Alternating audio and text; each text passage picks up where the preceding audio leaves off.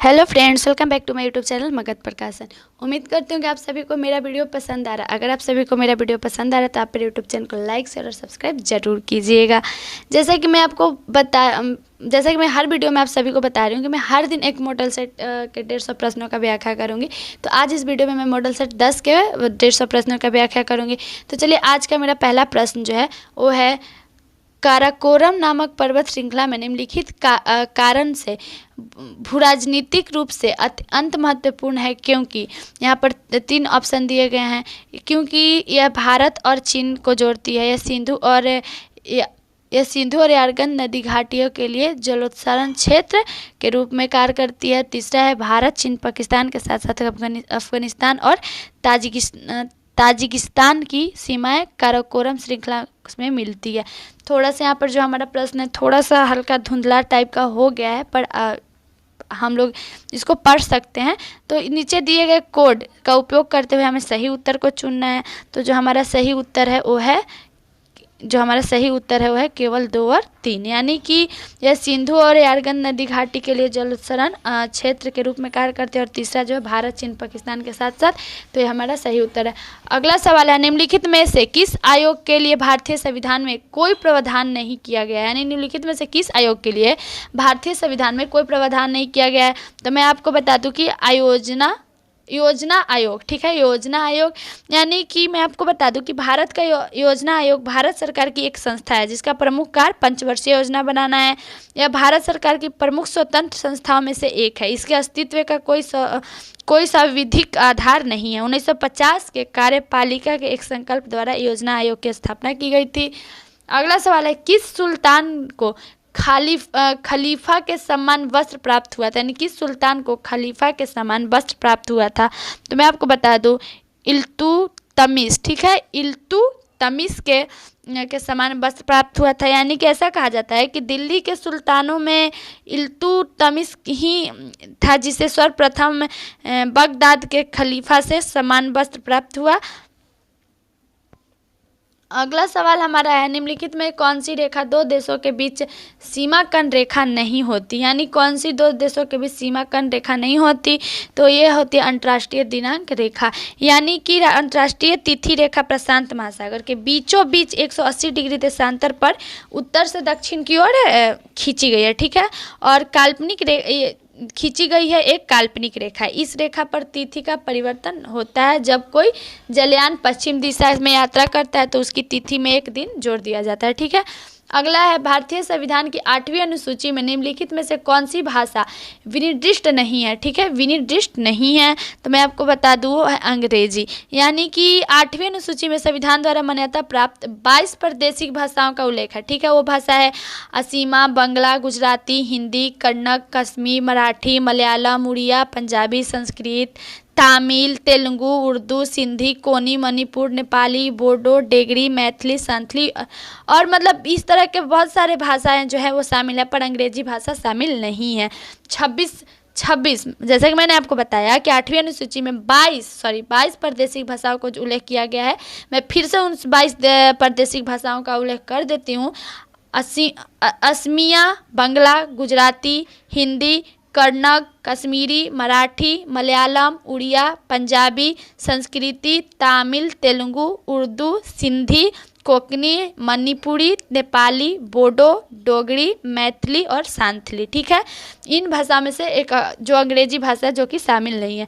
अगला है, भारत के किस राज्य की क्षेत्रफल एवं जनसंख्या की दृष्टि से समान रैंकिंग स्थिति है? जो है वो हमारा है मेघालय।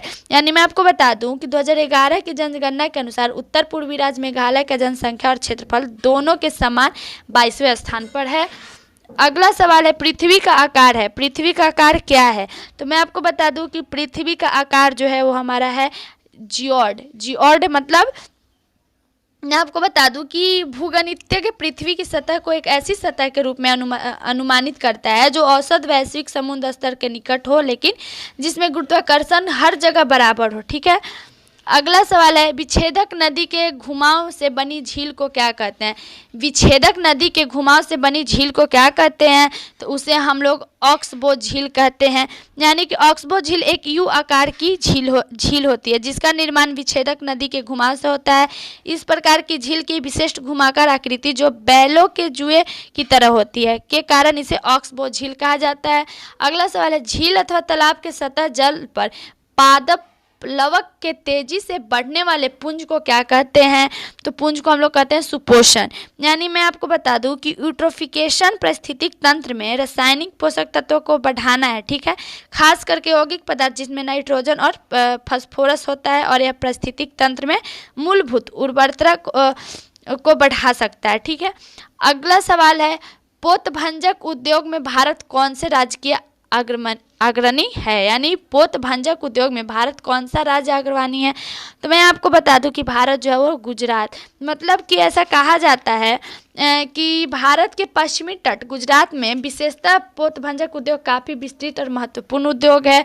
अगला सवाल है, जब मार्गरेट थैचर प्रधानमंत्री थी उस समय किस देश के साथ ब्रिटेन ने फॉकलैंड द्वीपों का नियंत्रण प्राप्त करने के लिए युद्ध लड़ा?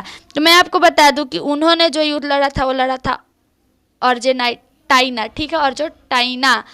अगला सवाल है, निम्नलिखित का मिलान कीजिए। यानी चालुक्य, होयसाला, राष्ट्रकूट, काकतीय, और दूसरा सूची है मलखेर, पाटपी, बरगल और द्वार समुद्र, ठीक है। अब इसे हमें सही मिलान करना है, सही मिलान करना है। तो मैं आपको बता दूं कि चालुक्य, ठीक है, चालुक्य वंश क्या है? वातपी है, यानी कि दूसरा, ठीक है। होयसाला वंश क्या है? द्वार समुद्र, ठीक है। और राष्ट्रकूट, ठीक है, तो राष्ट्रकूट वंश जो है मलखेद यानी कि पहला, और कत्किया जो है वो बारगल। यानी कि मैं आपको बता दूं, आप जो मैं तो मिलान कर दी, इसके मुताबिक अब हमें आंसर चुनना है, तो मैं आपको बता दूं कि इसका होगा आपका पहला, ठीक है। अगला है, महात्मा गांधी की विश्व में सबसे लंबी मूर्ति कहाँ स्थित है? महात्मा गांधी की विश्व में सबसे लंबी मूर्ति कहाँ पर स्थित है? तो हमारा स्थित है पटना में। यानी कि मैं आपको बता दूं कि बिहार के मुख्यमंत्री नीतीश कुमार ने फरवरी 2023 में राज्य की राजधानी पटना में महात्मा गांधी की सबसे बड़ी मूर्ति स्थित गांधी मैदान के निकट स्थित में, ये मूर्ति जो है लगभग 72 फीट है, ठीक है। अगला है, कलिंग के विरुद्ध अशोक के अभियान की जानकारी का मुख्य स्रोत निम्नलिखित में से क्या है? यानी मुख्य स्रोत निम्नलिखित में से क्या है? तो मुख्य स्रोत है शिलालेख 13, ठीक है, शिलालेख 13। गांधी जी की न्यायसीता की अवधारणा, यानी गांधी जी के न्यायसीता की अवधारणा, तो मैं आपको बता दूं कि उनकी अवधारणा है उनकी अवधारणा है पूंजीवादी समाज के समतावादी समाज में रूपांतरित करती है। यानी कि मैं आपको बता दूं कि महात्मा गांधी द्वारा प्रतिपादित न्यायसीता की सिद्धांत एक सामाजिक आर्थिक दर्शन है जिसके अनुसार समृद्ध अमीर लोग सामान्य लोग के कल्याण के प्रति संलग्न ट्रस्ट होंगे, ठीक है। अगला सवाल है, निम्नलिखित में से किस राज्य ने नीम वृक्ष को राज वृक्ष अंगीकार किया? यानी निम्नलिखित में से किस राज्य ने नीम वृक्ष को राज वृक्ष का अंगीकार किया? तो मैं आपको बता दूं कि वो हमारा है आंध्र प्रदेश। अगला है, समोच्च रेखा समान के स्थलों को जोड़ने वाली काल्पनिक रेखा, यानी समोच्च रेखा समान के स्थलों को जोड़ने वाली काल्पनिक रेखा है, तो जो काल्पनिक रेखा है वो है हमारा उच्चताल के स्थलों को जोड़ने वाली। अगला सवाल है, राष्ट्रीय हरित अधिकरण का अध्यक्ष कौन है? यानी राष्ट्रीय हरित अधिकरण का अध्यक्ष कौन है? तो अध्यक्ष हमारे हैं न्यायमूर्ति स्वतंत्र कुमार। यानी मैं आपको बता दूं कि राष्ट्रीय हरित अधिकरण के निवर्तमान अध्यक्ष श्री स्वतंत्र कुमार हैं, ठीक है। इस निकाय के अध्यक्ष पद को संभालने के लिए पूर्व भारतीय सर्वोच्च न्यायालय ने न्यायाधीश थे, ठीक है। अगला है, भारत का वह कौन सा प्रथम राज्य है जिसने खाद्य सुरक्षा अधिनियम बनाया? यानी भारत में वो कौन सा राज्य है जिसने खाद्य सुरक्षा अधिनियम बनाया? तो जो अधिनियम बनाया वो है हमारा छत्तीसगढ़। यानी कि छत्तीसगढ़ राज्य विधानसभा ने फरवरी 2023 में सर्वसम्मति से खाद्य सुरक्षा अधिनियम को मंजूरी दी, ठीक है। अगला सवाल है, भारतीय संविधान के किस अनुच्छेद में सरकारी रोजगार में नागरिकों के लिए समान अवसरों का प्रावधान है? यानी समान अवसरों का प्रावधान है, तो मैं आपको बता दूं कि वो हमारा अनुच्छेद 16, यानी भारतीय संविधान का अनुच्छेद 16 के सार्वजनिक रोजगार के संबंध में अवसर की समानता और की गारंटी देता है। और यह अनुच्छेद राज्य को किसी भी खिलाफ केवल धर्म, नस्ल, जाति, लिंग, वंश, जन्म स्थान या इनमें से किसी के आधार पर भेदभाव करने को रोकता है। बलुई पत्थर किस में रूपांतरित हो जाता है? यानी बलुई पत्थर जो है वो किस चीज़ में रूपांतरित हो जाता है? तो मैं आपको बता दूं कि वो जो है वो क्वाड, ठीक है, इसमें रूपांतरित हो जाता है।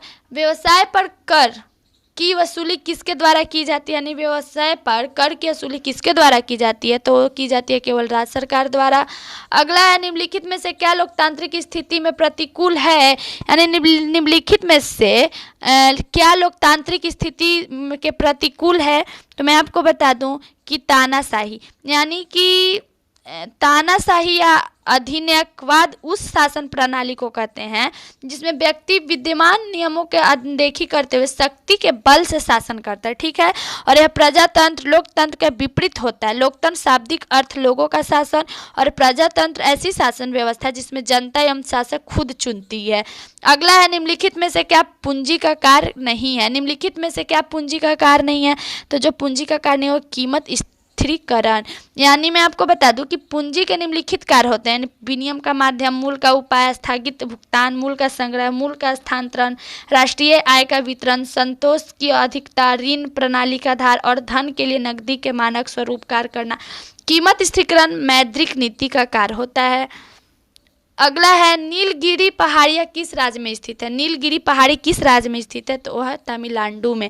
यानी नीलगिरी या नीले पर्वत में प्रायः पहाड़ियों की रानी कहा जाता है, ठीक है। नीलगिरी या नीले पर्वतों के प्रायः पहाड़ियों की रानी कहा जाता है। यह भारत के दक्षिणी राज्य तमिलनाडु और केरल के विस्तृत पर्वतों की एक विस्तृत श्रृंखला है, ठीक है। अगला है हमारा सवाल, बंद अर्थव्यवस्था का क्या अर्थ है? यानी बंद अर्थव्यवस्था का क्या अर्थ है? तो उसका अर्थ है ऐसा देश जिसमें कोई आयात एवं निर्यात ना हो, यानी कि उस अर्थव्यवस्था को बंद या परिबद्ध अर्थव्यवस्था कहते हैं जिसमें बाहरी अर्थव्यवस्था के साथ साथ कोई संपर्क गतिविधि नहीं किया जाता है। अगला सवाल है, गंगाधर कला किसके अधीन फली फूली? यानी गंधार कला किसके अधीन फली फूली? ठीक है, गंधार कला, तो मैं आपको बता दूं कि वो किसके अधीन फली फूली? तो वो फली फूली कुषाण काल। यानी मैं आपको बता दूं कि गंधार कला पर प्रसिद्ध प्राचीन भारतीय कला है जो कुषाण वंश के काल में प्राकष्टा पर किया गया, ठीक है। इस शैली की श्रेष्ठतम रचनाएं 50 से 150 ईस्वी के मध्य की मानी जाती है, यानी 50 से 150 ईस्वी के मध्य की मानी जाती है, ठीक है। कुषाण शासक कनिष्क के काल में गंधार काल का विकास बड़ी तेजी से हुआ था। अगला है, संतुलन स्तर स्थित में, ठीक है, संतुलन स्तर स्थित में, तो मैं आपको बता दूं कि संतुलन स्तर स्थित में फर्म शून्य लाभ स्थित में होती है। अगला सवाल है, जहाँ कोई कानून नहीं होता वहाँ कोई स्वतंत्रता नहीं होती है, किसने कहा था? तो ये जो है ये बोले थे लॉक। यानी मैं आपको बता दूं कि जॉन लॉक ने अपनी नागरिक सरकार का दूसरा निबंध के 6वें अध्याय में कहा कि जहाँ कोई कानून नहीं होता वहाँ कोई स्वतंत्रता नहीं होती। उनके अनुसार दूसरे से संयम बरतने और हिंसा को मुक्त होने की स्वतंत्रता कहते हैं। अगला है, भारत के गोगना संगीत मध्य यंत्र के संदर्भ में निम्नलिखित कथनों पर विचार कीजिए। यानी यहाँ पर 4 कथन दिया, उन 4 कथनों को पढ़ना और इन पर विचार करना है। तो जो इसमें सही हमारा कथन है तो मैं आपको बता दूं कि इसका सही होगा केवल 1 और 3। यानी कि पहला, यह सर्वाधिक सरल और सबसे छोटा भारतीय ग्रामीण संगीत वाद्य यंत्र है। और तीसरा, यह बांस के एक ऐसे टुकड़े से निर्मित मुंह से बजाया जाने वाला वाद्य यंत्र है जो एक सिरे पर फटा होता है। अगला है, भारतीय संविधान कौन सा भाग राज्य के नीति निर्देशक सिद्धांतों में संबद्ध है? ठीक है, संबद्ध है। तो मैं आपको बता दूं कि ये जो है वो हमारा भाग 4 में, यानी कि ऐसा कहा जाता है कि भारत के संविधान का 44वें संशोधन मौलिक अधिकारों की मतलब राज्य की नीति निर्देशक मैं जैसे आपको बता दूं कि राज्य की नीति निर्देशक सिद्धांत के वर्णन संविधान के भाग 4 में यानी अनुच्छेद 36 से 51 तक किया गया है। ठीक है, अनुच्छेद 36 से 51 तक किया गया है और इसकी प्रेरणा आयरलैंड के संविधान से ली गई है। ठीक है, इसकी प्रेरणा कहाँ से ली गई है? आयरलैंड के संविधान से ली गई है। अगला सवाल है, भारत के संविधान का 44वें संशोधन मौलिक अधिकारों की श्रेणी में से निम्न किस अधिकार को हटाता है? ठीक है, भारत के संविधान का 44वें संशोधन मौलिक अधिकार की श्रेणी में से निम्न में से किस अधिकार को हटाया है? तो निम्न में से जिस अधिकार को हटाया वो संपत्ति का अधिकार।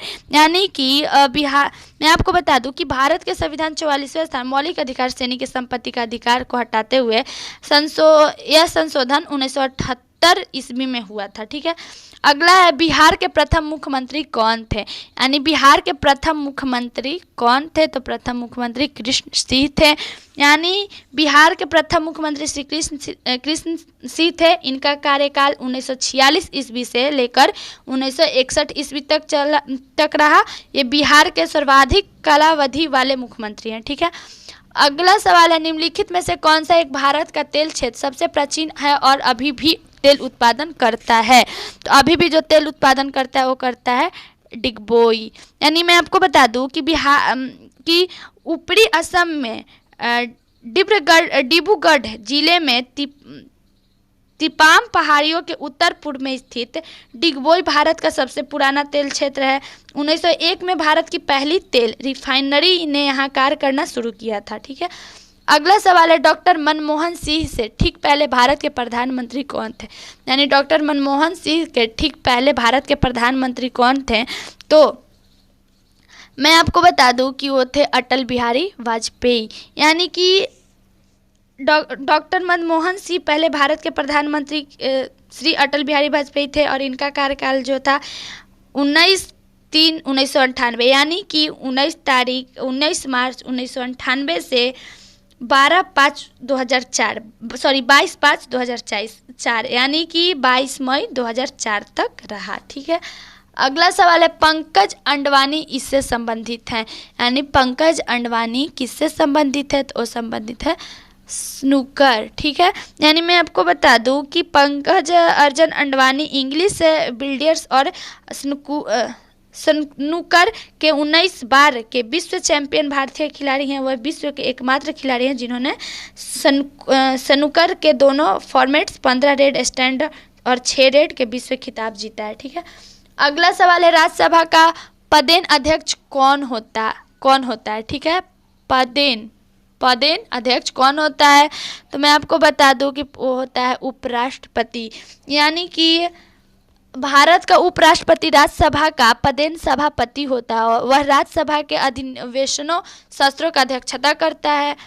अगला सवाल है, गढ़वाला वंशीय शासकों द्वारा बिहार तुरुस्कंड की वसूली की चर्चा एवं अभिलेख से मिलती है, इसकी प्राप्ति हुई। तो इसकी प्राप्ति कहाँ हुई? तो इसकी प्राप्ति हुई मुंगेर में। यानी मैं बता दूं कि गढ़वाला वंश का शासक गोविंद चंद्र के मुंगेर तापपत्र के तुरुस्कंड नामक की चर्चा में मिलती है। अगला सवाल हमारा है, एफडीआई का मतलब है हम फॉरेन डायरेक्ट इन्वेस्टमेंट। ठीक है, अगला सवाल है, फिल्म स्लमडॉग मिलियनेयर का निर्देशन किसने किया? तो मैं आपको बता दूं कि इसका निर्देशन जो है वो डैनी बॉयल ने किया। अगला सवाल है, बिहार की किसी भी आंचलिक भाषा में निर्मित पहली फिल्म कौन थी? तो पहली निर्मित फिल्म थी हे गंगा मैया तो है पियरी चढ़ाइबो। यानी मैं आपको बता दें कि बिहार की किसी आंचलिक भाषा में निर्मित पहली फिल्म थी जो कि हे गंगा मैया तो है पियरी चढ़ाइबो। ठीक है, अगला सवाल है, बिहार राज्य के पश्चिमोत्तर कोने पर हिमालय की एक चोटी है, इसे किस नाम से जाना जाता है? तो इसे जाना जाता है सोम सरोवर की पहाड़ी के नाम से जाना जाता है। बिहार में संपूर्ण क्रांति का आह्वान किसने किया था? ठीक है, तो मैं आपको बता दूं कि ये जयप्रकाश नारायण ने किया था। अगला है, जहांगीर का समकालीन एवं इतिहासकार जिसने बिहार के पटना में अपनी प्रसिद्ध ग्रंथ दबिस्ताने मजाहिब की रचना की। ठीक है, मजाहिब की रचना की। तो मैं आपको बता दूं कि उन्होंने अपने ओ की मोहसिन फनी ने, यानी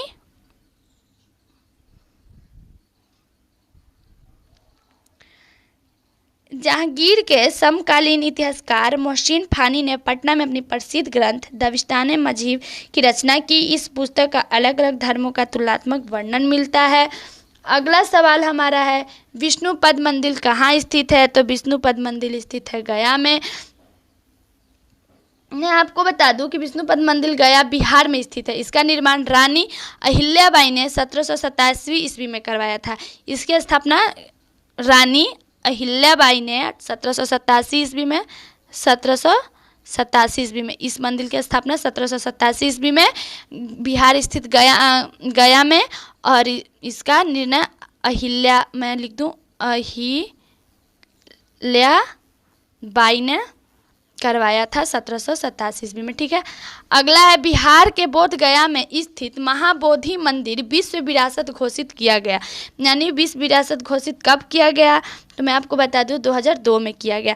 यानी कि बिहार में बोध गया में स्थित महाबोधि मंदिर को विरासत सूची में 2002 में शामिल किया गया। अगला प्रश्न है, डॉक्टर राजेंद्र प्रसाद का जन्म स्थान जीरादेई बिहार के किस जिले के अधीन आता है? तो वो आता है हमारे सिवान। मतलब कि भारतीय मैं आपको बता दूं कि डॉक्टर राजेंद्र प्रसाद का जन्म जीरादेई बिहार के सिवान जिले में अवस्थित है।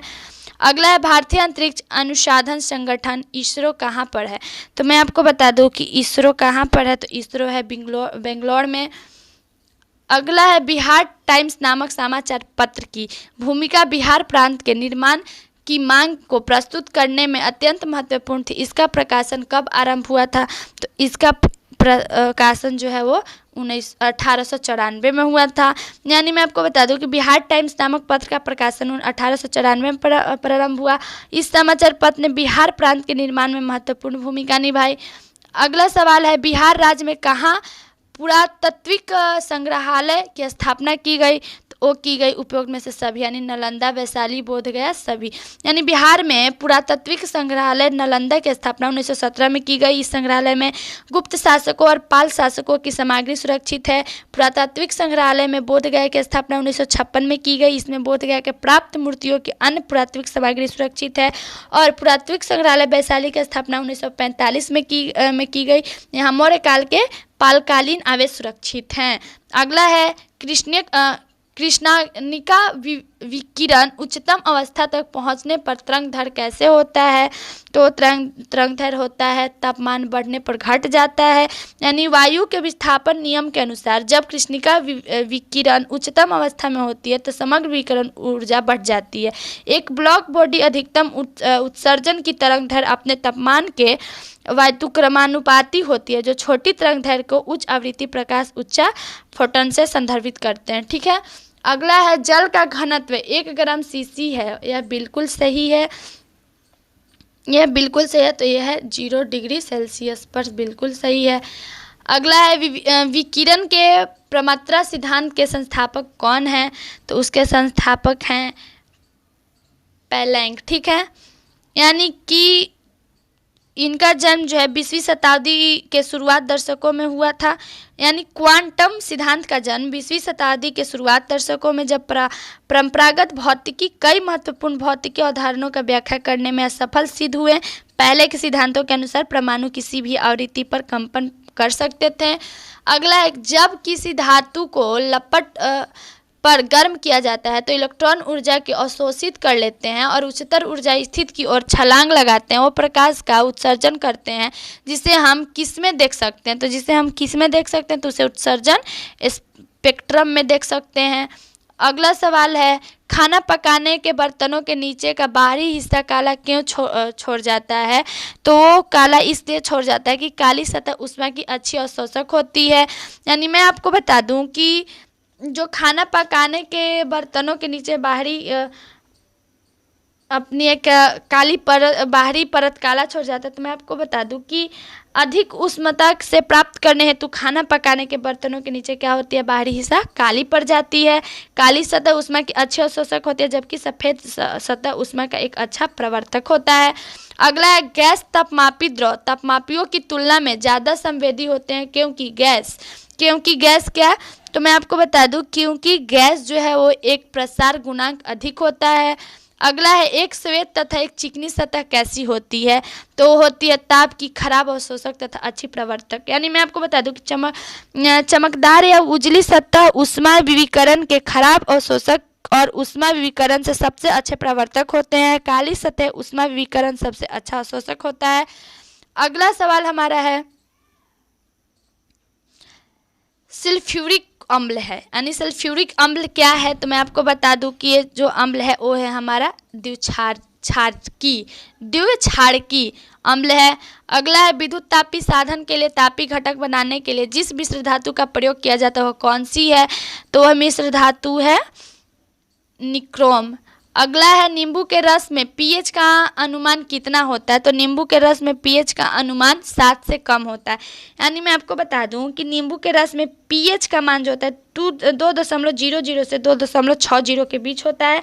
यह नींबू के प्रकार पर निर्भर करता है। पीएच का समाधान के भीतर अम्लता और क्षारीयता भिन्न स्तरों पर व्यक्त करता है।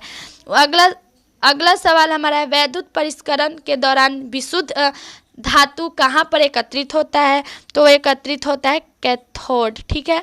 अगला है निम्नलिखित में से कौन सा सबसे सख्त स्कंदक है, तो सबसे सख्त स्कंदक है एल्युमिनियम क्लोराइड। यानी मैं आपको बता दूं कि एल्युमिनियम क्लोराइड जो है LCl3 सबसे सख्त स्कंदक है।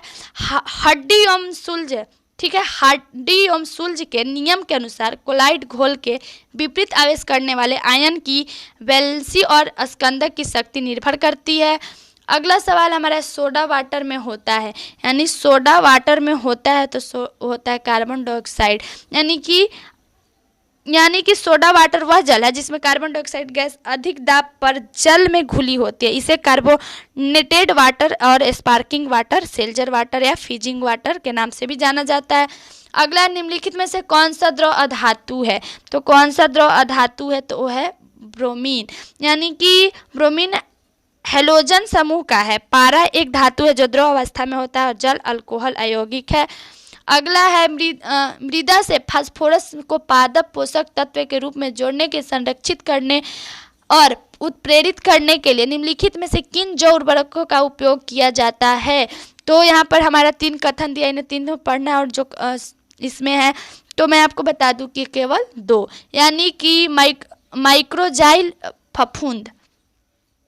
अगला सवाल है औद्योगिक क्षेत्र में लेड के लिए परिवेशीय वायु गुणवत्ता मानक का 24 घंटे का औसत क्या होता है, तो 24 घंटे का औसत होता है 1.5 UG/MQ। अगला है यदि मल जल का पूर्णतः ऑक्सीकरण कर दिया जाए तो नाइट्रोजन का स्वरूप क्या हो जाएगा, तो नाइट्रोजन का स्वरूप जो है वो नाइट्रेट हो जाएगा। यानी कि नाइट्रोजन का ऑक्सीकृत स्वरूपों में नाइट्रोजन NO2 और नाइट्रेट NO3 शामिल है। मल जल के नाइट्रोजन मुक्तः नहीं रूपों में पाया जाता है, चूँकि नाइट्रेट का शीघ्र ही नाइट्रेट में ऑक्सीकरण हो जाता है। मतलब भूजल और सतह के पानी नाइट्रेट के मुख्य रूप से पाया जाने वाला नाइट्रोजन यौगिक है। अगला प्रश्न है हमारा वायु प्रदूषण का वायु संचार गुणांक कितने होने पर बढ़ जाता है, तो मैं आपको बता दूं क्यों है इतना पे बढ़ जाता है, यानी 6000 m² इस पे बढ़ जाता है। अगला भारत में स्वीकार्य ध्वनि, ठीक है, स्वीकार्य ध्वनि प्रदूषण स्तर का सीमा है, तो स्तर का सीमा है वो है हमारा 40 से 45 dB के बीच में। अगला सवाल है काजू की फसल पर एंडोसल्फाइन के छिड़काव के फलस्वरूप महाविपदा के स्तर पर प्रदूषण हो गया था, तो मैं आपको बता दूं कि केरल में, यानी कि जब केरल में एंडोसल्फान का इस्तेमाल से कासरकोड में कई सौ लोगों का दिमागी खराबी आने का सबूत मिला। इसी आधार पर राज्य के इसके इस्तेमाल पर क्या प्रतिबंध लगा दिया गया। इसी कीटनाशक 1950 में पेश किया गया था। उसके सब्जी, फल, धान, कपास, काजू, चाय, कॉफी, तंबाकू 70 फसलों में इस्तेमाल होता। सीमा पार प्रदूषण या अम्ल वर्षा का क्या कारण है, तो इसका कारण है नाइट्रोजन ऑक्साइड और सल्फर। यानी कि अम्लीय वर्षा एसिड रेन प्राकृतिक रूप से एक अम्लीय होती है। इसका कारण है कि पृथ्वी के वायुमंडल में सल्फर डाइऑक्साइड के नाइट्रोजन ऑक्साइड जल के साथ साथ क्रिया करके नाइट्रिक अम्ल और गंधक का तेजाब बन जाता है, और सल्फर डाइऑक्साइड और नाइट्रोजन ऑक्साइड प्रदूषक प्रारंभिक रूप से कारखानों की चिमनियों, बसों में, स्वचालित वाहनों के जलाने में उत्सर्जित होकर वायुमंडल में मिल जाते हैं। अगला सवाल है आकाशगंगा मंदाकिनी सबसे पहले देखी थी। तो सबसे पहले देखी थी तो वो है हमारा गैलीलियो ने। ठीक है। अगला सवाल है, यदि हम समुद्र तट पर बैठकर दो सूर्यास्तों के बीच बीतने वाले समय को मापे तो उससे हम अनुमान लगा सकते हैं। तो पृथ्वी की त्रिज्या का अनुमान लगा सकते हैं। यानी मैं आपको बता दूं कि यदि हम समुद्र तट पर बैठकर दो सूर्यास्त के बीच बीतने वाले समय मापे तो उसमें हम पृथ्वी की त्रिज्या का क्या अनुमान लगा सकते हैं। अगला सवाल है, निम्नलिखित में से कौन सा जल जनित रोग है। यानी इसमें निम्नलिखित में से कौन सा जल जनित रोग है, तो है हैजा। मतलब मैं आपको बता दूं कि हैजा एक जलवाहित जल संक्रामक रोग है जो कि संदूषित जल और भोजन के द्वारा फैलता है। अगला सवाल है, एक सुविधा निजी कंप्यूटर जो आपकी गोद में रखने लायक छोटा सा होता है तो क्या कहलाता है। तो क्या कहलाता है, तो कहलाता है नोटबुक कंप्यूटर। अगला सवाल हमारा है 0.65 गुना 0.65 प्लस 0.35 गुना 0.35 प्लस 0.7 गुना 0.65 का मान क्या होगा। मतलब यहाँ पर मान पूछ रहा है कि मान क्या होगा। तो मैं आपको बता दूं कि इसका मान यानी कि व्यंजक जो है हमारा, ठीक है, वो क्या है 0.65 गुना 0.65 गुना 0.65, ठीक है, 65 प्लस 0.35 गुना 0.35 प्लस 0.70 गुना 0.65, ठीक है। ये हमारा क्या है, व्यंजक है। अब उसके बाद हमें क्या करना है, उसके बाद हमें इसका मान ज्ञात करना है, ठीक है। तो इसका मान हम कैसे ज्ञात करेंगे, तो हम इसको लिखेंगे कि 0.65 गुना 65, ठीक है, 0.65, ठीक है, प्लस 0.35 प्लस 2, ठीक है, प्लस 2 गुना 0.35 गुना 0.65, ठीक है यहाँ तक। अब यहाँ पर हम लोग लिखेंगे इक्वल टू, इसको मिटा देंगे। अब हम लोग लिखेंगे, इसको आप लोग नोट भी करते जाइएगा।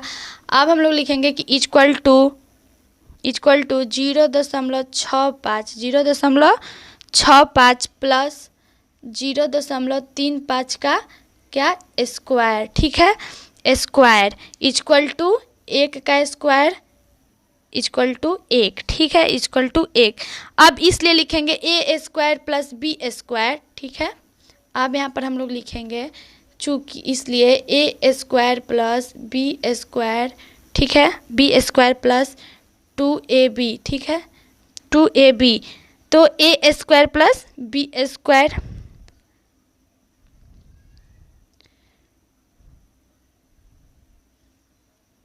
ए प्लस बी का स्क्वायर, यानी कि जैसा कि मैंने अभी बताया यहाँ पर कि हम लोग क्या करेंगे 0.65 गुना 0.35 का स्क्वायर इक्वल टू 1 का स्क्वायर इक्वल टू 1।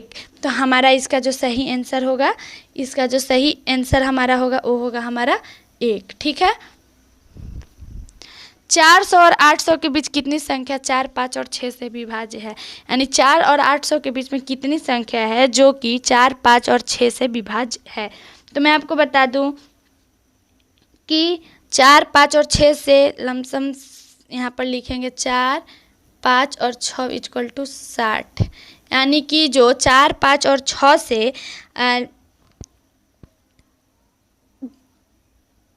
संख्या को विभाज्य करने पर तो हम 60, तो यहाँ पर लिखेंगे 800 में से 60 से भागा देने पर जो हमारा भागफल आएगा, यानी 800 में भागा 600 करेंगे तो हमारा क्या आ जाएगा, 800 भागा 600 कर देंगे तो हमारा इक्वल टू भागफल इक्वल टू, मतलब यहाँ पर हम लिखेंगे कि 800, ठीक है, 800 में 60 से भाग देने पर भागफल इक्वल टू 800 में 60 से भाग देने पर भागफल इक्वल टू 13, ठीक है, भागफल इक्वल टू। अब अवशिष्ट उत्तर हमारा क्या है, तो हम लोग क्या लिखेंगे, 13 माइनस, हम लोग लिखेंगे अवशिष्ट उत्तर equal to 13 minus 7 equal to 7, अथवा आप 400 से बड़ी 60 से विभाजित पहली संख्या 420, ठीक है, 400 से 800 के बीच में पूछ रहा है। तो इसी तरह से जो हमारा टोटल जो संख्या हो जाएगा, जो टोटल विभाज्य होगा वो हमारा हो जाएगा 7 संख्या ऐसी है जो कि, जैसे मैं आपको बता दूं कि 400 से 800 के बीच में पूछ रहा है, तो 420, 780, 360, 780, ये जितने भी, तो 7 संख्याएं जो 7 विभाज्य होंगे। अगला है, यदि दो संख्याओं का योग a है और गुणनफल b है तो उनके व्युत्क्रम का योग क्या होगा। तो यदि संख्या x एवं y हो तो, ठीक है, यहाँ पर मानेंगे कि यदि संख्या x और y हो तो x plus Y equal to a, ठीक है। अब x y इक्वल टू क्या लिखेंगे, b, ठीक है, यहाँ तक आप लोग समझ गए। अब हम लोग इसको क्या करेंगे, यदि हम लोग क्या लिखें, यदि संख्या x एवं y हो तो x plus Y equal to a एवं X Y equal to b। अब हम लोग लिखेंगे x प्लस वाई, ठीक है, x प्लस वाई बटा X plus Y, X plus Y बटा X Y equal to 1/y, ठीक है, plus 1/x equal to a बटा b, ठीक है, a बटा b। तो इसका सही क्या हो गया, a बटा b। उत्तर क्या हुआ हमारा सही, a बटा b। तो हमारा अगला प्रश्न है, 160 छात्रों का एक शिविर में 10 दिन की खाद्य सामग्री है, यदि 40 छात्र और शिविर में आते हैं तो खाद्य सामग्री कितने दिन तक चलेगी। मतलब पूछा यहाँ पर खाद्य सामग्री कितने दिन तक चलेगी। तो मैं आपको बता दूं कि अगर यहाँ पर अगर मैं बता दूं सूत्र M1 और सूत्र D1, ठीक है, सूत्र M1 और D1, ठीक है, इक्वल टू सूत्र M2 और D2 से, ठीक है, D2 से, ठीक है। अब यहाँ पर क्या है, 160 छात्र एक शिविर में 10 दिन तक, तो हम लोग क्या करेंगे, 160 गुना 10, ठीक है, 160 गुना 10, तो हमारा आ जाएगा 2 इक्वल टू 200 गुना D2 अब हम लोग निकालेंगे कि, यानी यहाँ पर पूछा है खाद, यानी खाद्य सामग्री कितने दिन तक चलेगी। तो हम लोग लिखेंगे D2 इक्वल टू, ठीक है, D2 इक्वल टू 160 गुना 10 बटा 200, ठीक है, 200, यानी यहाँ पर 160 में 10 से हम लोग गुना करेंगे, ठीक है। 160 में मैं आपको बता दूं, 160 में क्या करेंगे, 10 से गुना करेंगे तो हमारा कितना आ जाएगा, 1600, ठीक है। मैं इसको मिटा रही हूँ, यहाँ पर फिर हम लोग लिखेंगे इसको D2 इक्वल टू 1600 बटा 200, ठीक है। अब हम लोग क्या करेंगे, 1600 में 200 से क्या कर देंगे, भागा दे देंगे, तो टोटल कितना आ गया हमारा 8, ठीक है, 8 दिन तक, यानी यहाँ पर हमारा इसका सही आंसर 8 दिन होगा। अगला है, 3 नल ABC एक ओवरहेड टैंक को क्रमशः 4, 6 और 12 घंटे में भर सकते हैं। यदि तीनों नल एक साथ खोल दिए जाए तो वो टैंक को भरने में कितना समय लगेगा, यानी उस टैंक को भरने में कितना समय लगेगा।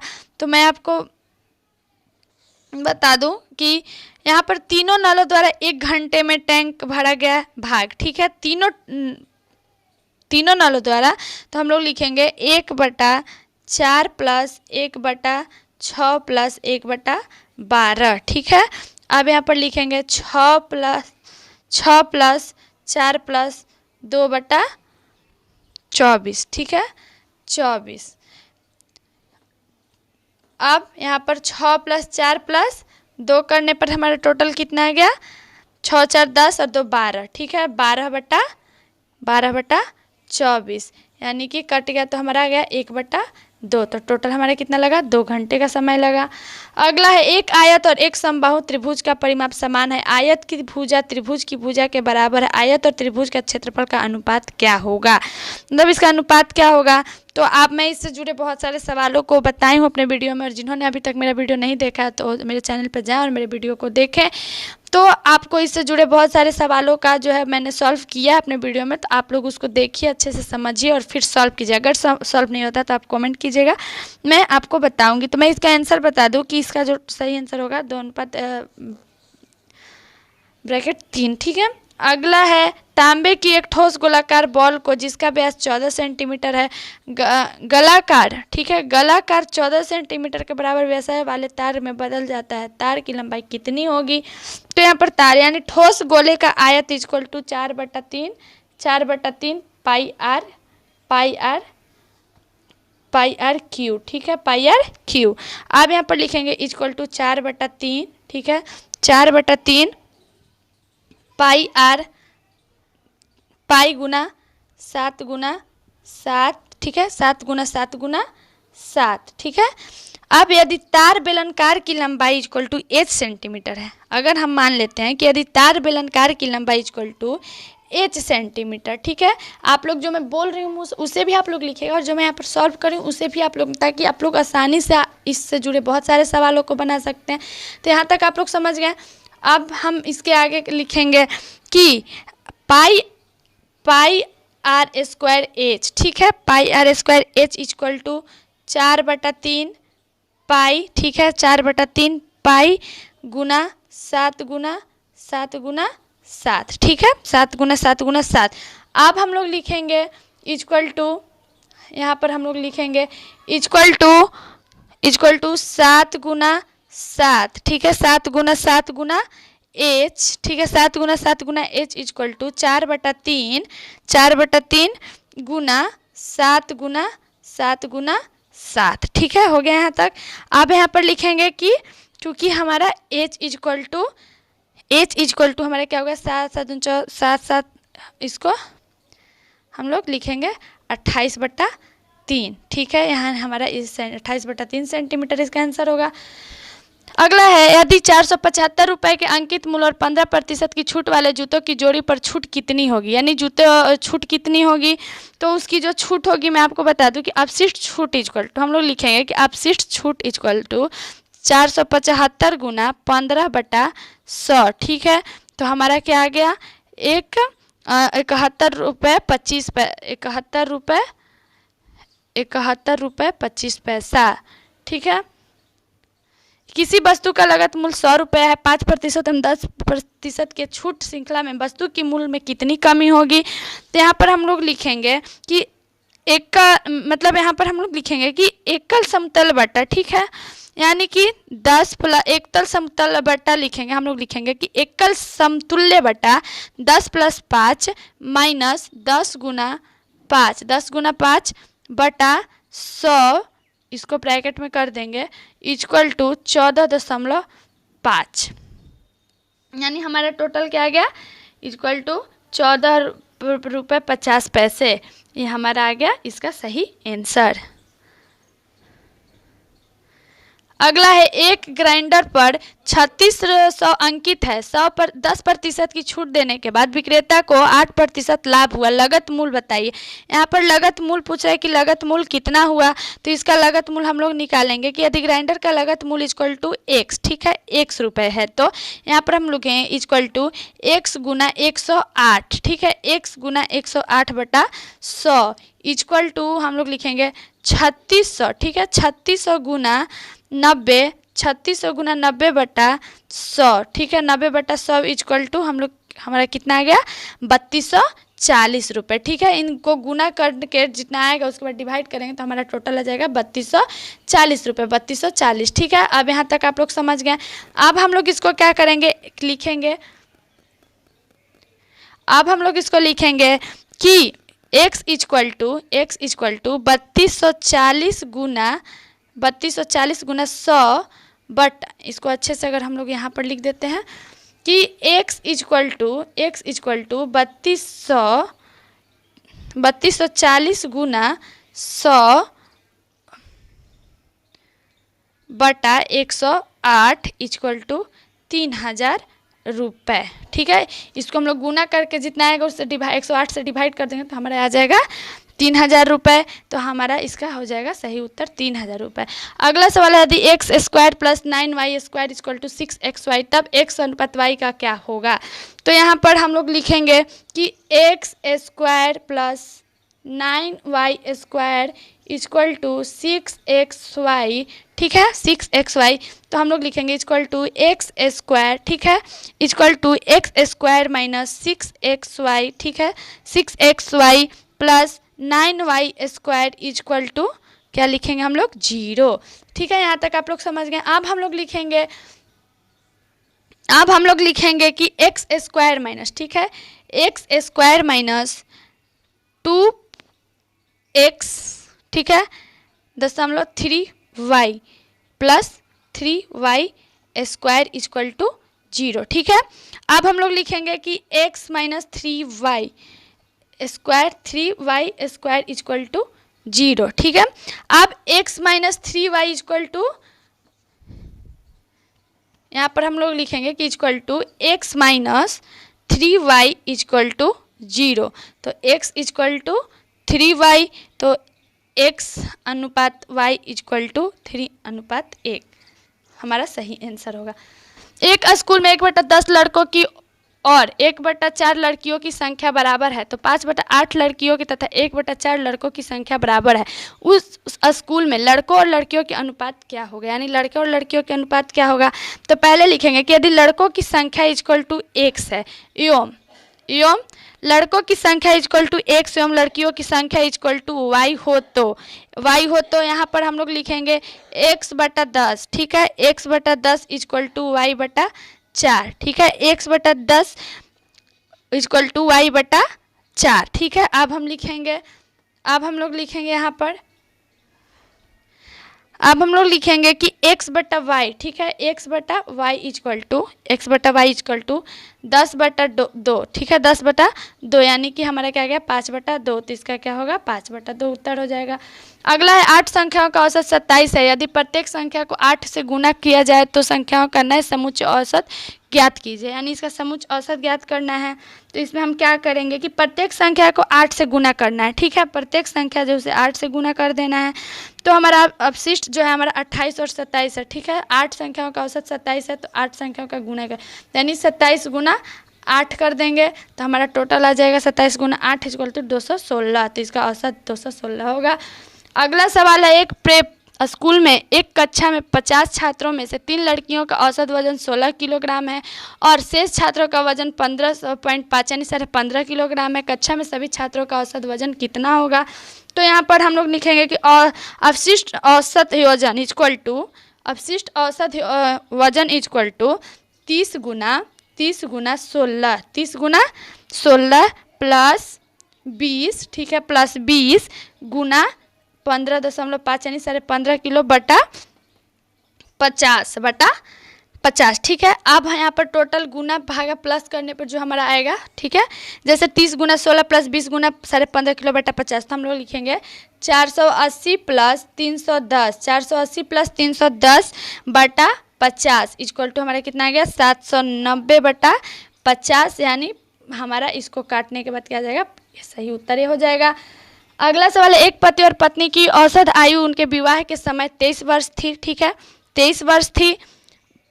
5 वर्ष बाद उनके 1 वर्ष का बच्चा था। जिस समय बच्चे का जन्म हुआ उस समय तीनों सदस्यों के परिवार की औसत आयु कितनी थी। यानी शादी के 5 वर्ष बाद, यानी पति प्लस पत्नी प्लस बच्चा। ठीक है, पति प्लस पत्नी प्लस बच्चा, यानी कि हम लोग क्या करेंगे 46 प्लस, ठीक है, 46 प्लस 10 प्लस 1 प्लस 57। ठीक है, 57 वर्ष। अब बच्चे के जन्म के समय पति पत्नी प्लस बच्चा, तो हम लोग लिखेंगे अभी यहाँ पर जैसे मैंने जो हिंदी में मैं बोल रही हूँ कि शादी के 5 वर्ष बाद पति प्लस पत्नी प्लस बच्चा। ठीक है, तो यानी 46 plus 10 plus 1 plus 1 minus equal to 1। जैसे कि मैंने आपको बताया कि शादी के 5 वर्ष बाद पति प्लस पत्नी प्लस बच्चा, यानी 46 प्लस 10 प्लस 1 इक्वल टू 57। ठीक है, अब इसको फिर लिखेंगे हम लोग बच्चे के जन्म के समय। ठीक है, बच्चे के जन्म के समय तो पति प्लस पत्नी प्लस बच्चा, तो हम लोग क्या करेंगे 57 माइनस 3 इक्वल टू 54 वर्ष। ठीक है, इक्वल टू क्या निकालेंगे हम लोग 54 वर्ष। अब अवशिष्ट औसत जो हमारा निकालना है तो हम लोग क्या करेंगे 54/3 कर देंगे, यानी तीनों सदस्यों का। ठीक है, तीनों सदस्यों का औसत आयु पूछ रहा है तो हम लोग क्या करेंगे 54/3 कर देंगे, यानी 3 से 54 को काटेंगे तो हमारा टोटल कितना आ जाएगा, हमारा टोटल आ जाएगा 18 वर्ष, यानी 18 वर्ष इसका होगा। यदि बिक्री मूल्य पर लाभ 20% है तो लागत मूल्य पर लाभ कितना प्रतिशत कितना है। ठीक है, तो चलिए मैं आपको बता दूं कि यदि विक्रय मूल्य इक्वल टू 100 रुपया, ठीक है, हम लिखेंगे कि विक्रय मूल्य इक्वल टू 100 रुपया। ठीक है, विक्रय मूल्य इक्वल टू 100 रुपया है तो लाभ इक्वल टू 20 रुपया, हम लोग लिखेंगे कि लाभ इक्वल टू 20 रुपया। ठीक है, अब क्रय मूल्य क्या करेंगे तो क्रय मूल्य equal to 100 minus 20 equal to 80 रुपया। ठीक है, 80 रुपया हो गया। अब 80 रुपया हो गया, उसके बाद अब हम लोग क्या करेंगे, यहाँ पर लाभ प्रतिशत में पूछ रहा है तो हम लोग लिखेंगे कि चूंकि लाभ प्रतिशत इक्वल टू, हम लोग लिखेंगे कि लाभ प्रतिशत इक्वल टू 20/80 गुना 100। ठीक है, इक्वल टू हमारा कितना आ गया 25% आ गया, ये हमारा 25% लाभ हो गया। एक दुकानदार ने एक टीवी 2000 में और एक रेडियो 750 में खरीदा। वह टीवी 20% के लाभ पर और रेडियो के 5% के हानि पर बेचता है। कुल हानि या लाभ कितना होगा, यानी यहाँ पर कुल हानि या लाभ पूछ रहा है, दोनों पूछ रहा है कि कितना होगा। तो पहले हम लोग इसको लिखेंगे कि टीवी के विक्रय मूल्य इक्वल टू 2000 गुना 120/100। ठीक है, टीवी के विक्रय मूल्य इक्वल टू, तो हमारा टोटल आ गया 2400 रुपये। ठीक है, अब रेडियो के विक्रय मूल्य, ठीक है, तो हम लोग लिखेंगे कि रेडियो के विक्रय मूल्य इक्वल टू 750 गुना 95/100। ठीक है, 95/100 हमारा आ गया 712 रुपया।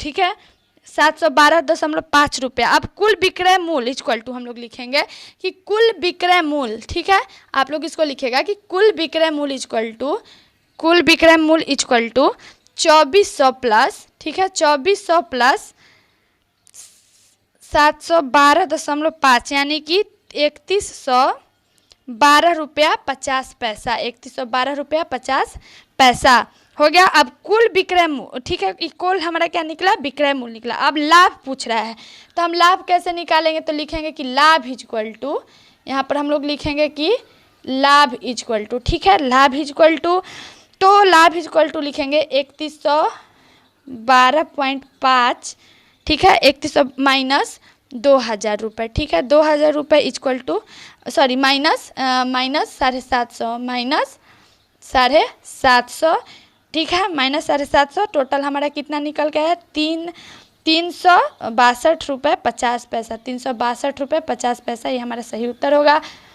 अगला 400 लीटर तेल के एक कंटेनर में रिसाव के कारण 8% का नुकसान हुआ। कंटेनर में कितना तेल बचा, यानी 400 लीटर तेल में एक कंटेनर में रिसाव के कारण 8% क्या हुआ, नुकसान हुआ, हानि हो गया। अब कंटेनर में कितना तेल बचा है तो हम लोग लिखेंगे कंटेनर में शेष तेल, ठीक है, कंटेनर में शेष तेल 400 गुना 92 क्यों, यानी कि उसमें 8% का नुकसान हो गया, बटा हम लोग क्या लिखेंगे 100 इक्वल टू हमारा क्या आ गया 368 लीटर, यानी कि 400 गुना 92/100 करेंगे तो हमारा निकल के आ जाएगा 368 लीटर दूध बच गया उसमें। एक चुनाव में 3 प्रत्याशियों ने चुनाव लड़ा। पहले प्रत्याशी को 40% और दूसरे को 36% मत मिले। यदि मतों की कुल संख्या 36,000 थी तो तीसरे प्रत्याशी को कितने मत मिले, यानी तीसरे प्रत्याशी को कितना मत मिले। तो मैं आपको बता दूं कि तीसरे प्रत्याशी का मत प्रतिशत इक्वल टू, हम लोग लिखेंगे कि तीसरे प्रत्याशी के मत इक्वल टू, ठीक है, आप लोग इसको ध्यान से सुनिए, तीसरे प्रत्याशी का मत प्रतिशत equal to 100 minus 40 minus 36 equal to हमारा आ गया 24%। ठीक है, 24। अब तीसरे प्रत्याशी को प्राप्त मत, ठीक है, आप इसको लिखते भी जाइएगा कि तीसरे प्रत्याशी को प्राप्त मत, तो हम लोग लिखेंगे 36,000 गुना 24, 36,000 गुना 24 बटा 100, टोटल हमारा आ गया 6440, यानी इसको 6440 मिला। 120 मीटर लंबी ट्रेन एक टेलीग्राफ खंभे से गुजरने से 6 सेकंड लेती है, तो ट्रेन की गति कितनी होगी। यहाँ पर ट्रेन की गति पूछ रही है, तो यहाँ पर हम लोग इसको ऐसे लिख सकते हैं कि ट्रेन की गति इक्वल टू, ठीक है, ट्रेन की गति इक्वल टू, यहाँ पर ट्रेन की गति, ठीक है, ट्रेन की गति इक्वल टू हम लोग लिखेंगे ट्रेन की लंबाई, ठीक है, ट्रेन की लंबाई बटा, इसको मैं अच्छे से ही लिख देती हूँ। यहाँ पर हम लोग लिखेंगे कि ट्रेन की गति इक्वल टू ट्रेन की लंबाई बटा खंभे को पार करने में लगा समय। क्या? खंभे को पार करने में